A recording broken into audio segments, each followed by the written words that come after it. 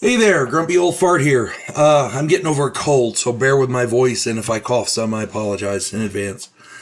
I'm doing an alien activity video. It's a follow-up on one I did last week. This is Mall Rats, Take 2. Last week I did a video on the alleged alien incursion into the Bayside Mall in Miami, Florida. Go and check that video out before you watch this one. If you haven't seen it, go check it out first. Excuse me, in that video, I tried to cover all of the angles of a story that was evolving as I did my research. I actually had to write up an addendum to the video I had just researched.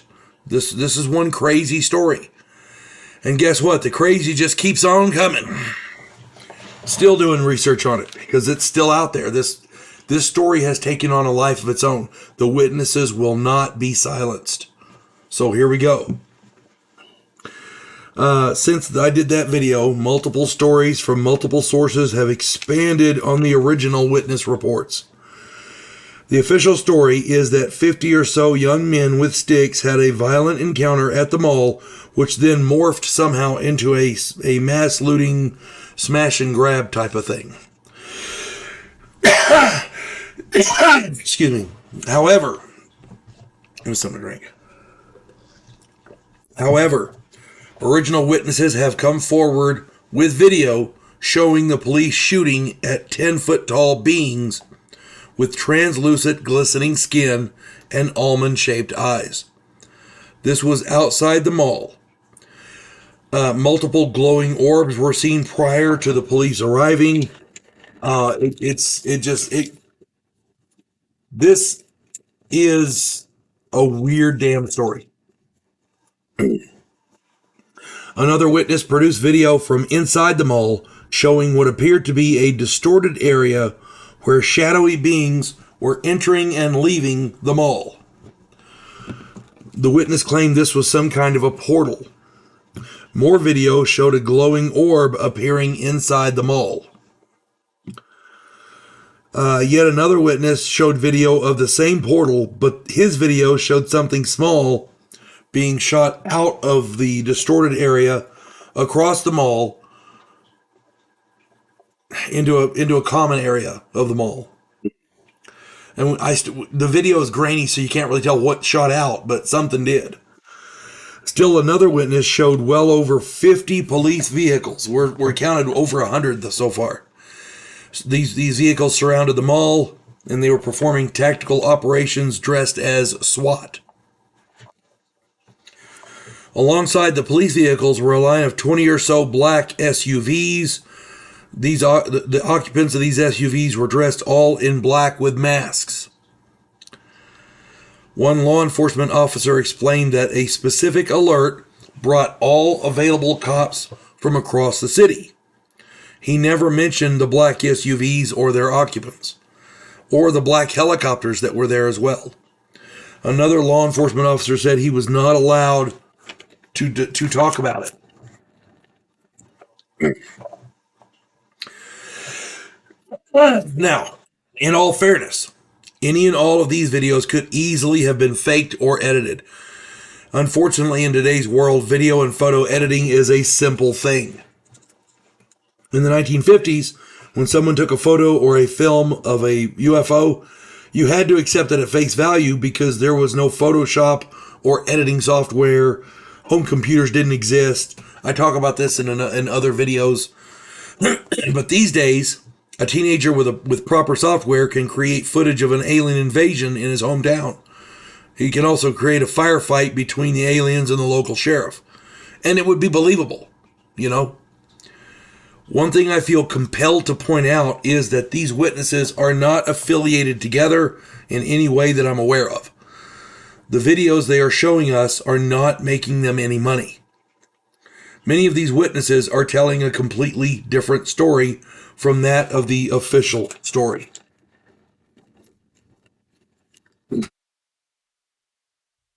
Why aliens would stop in at a Miami mall is beyond me. Clearly someone believes that they did. Now, if this is a hoax, it is a well-coordinated hoax. And it was pre-planned with lots and lots of research. with a lot of people involved. I saw one woman posted a video on YouTube. She claimed that the aliens got the coordinates reversed. She said that if you reverse the coordinates of that mall on the global positioning system, you get the middle of Antarctica. And she also says, of course, this lady also says the government is hiding an ET base there. Who knows? I don't know. What I do know is this. Original eyewitness reports said that non-human entities were at that mall. And there's lots of video to back that up. Later, the official story, along with different witnesses, said that there were gangs of kids fighting and looting. Then the original witnesses came out again to refute the official story. One unbreakable rule that I've learned in my time on this planet: the government lies. Always. The government always lies. Okay? Now, ironically, I had to do an addendum to this video as well. Addendum, again, lots of information is still coming out, so here we go. Witnesses have come forth claiming to have been held by the Miami police and interrogated for several days. Many of these people said that the police took, many people at the mall said that the police took their cell phones to stop any videos from coming out. Many of these people are saying that the police and other authorities have told them not to talk about it.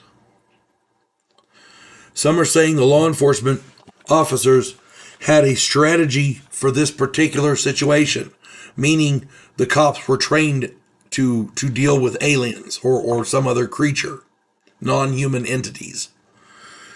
There's a leaked audio of the law enforcement radios where they use the word creatures.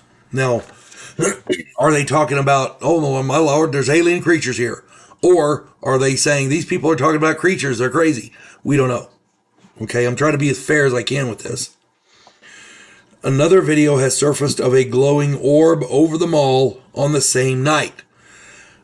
Was it a UFO? We don't know, but UFO sightings are a regular occurrence in this area. That part is documented. There's also a video of a tall, 10 foot or more tall, shadowy entity outside the mall, disappearing and reappearing elsewhere, that kind of thing, which fits what one of the witnesses was saying on scene. One of the original witnesses has recanted his story. But to be honest, in my opinion, his recant, where he retracted his story, seems forced and like he was scared. It seemed to me like he was... If I didn't know better, I'd say somebody put him up to recalling his story, recanting his story. And they threatened him to do it. That's the only reason somebody would be scared like that, in my opinion. Now, that being said, none of this stuff is provable. There is no concrete evidence that there were aliens at the mall in Bayside, in the Bayside Mall there in Miami.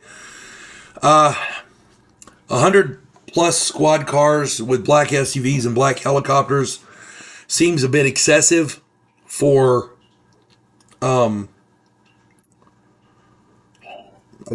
kids fighting with sticks and looting.